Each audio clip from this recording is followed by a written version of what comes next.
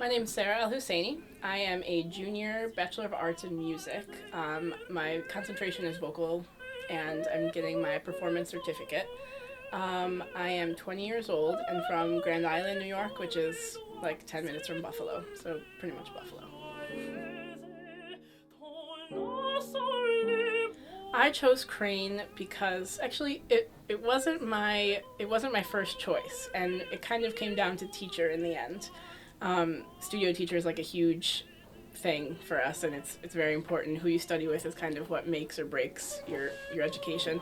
And my studio teacher started the year I did, David Pittman Jennings, and I kind of looked into him and decided that when I first came, I wanted to be a choral teacher, so it was kind of important that there was also good conductors. So I was glad about that, but I actually ended up changing. But I guess I actually came to Crane for my teacher.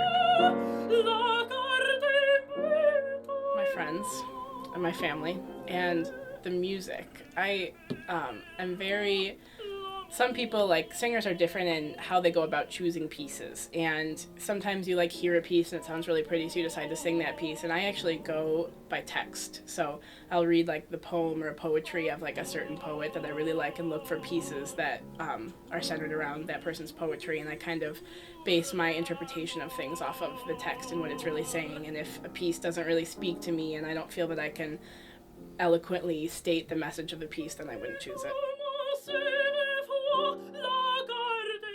My favorite piece, it's a piece called Mon Coeur s'ouvre à ta voix from Samson and Delilah. It's an opera by Camille Saint-Saëns. And I recently just performed it on my half-hour recital in the fall, and I've just like been in love with it since. Professionally, my ultimate goal, I guess, would be to sing in opera houses in the United States or in Europe. But after Crane, I'll go do an MM, and then I will audition for Young Artist Program, which is kind of like opera boot camp, and then hopefully audition for opera houses.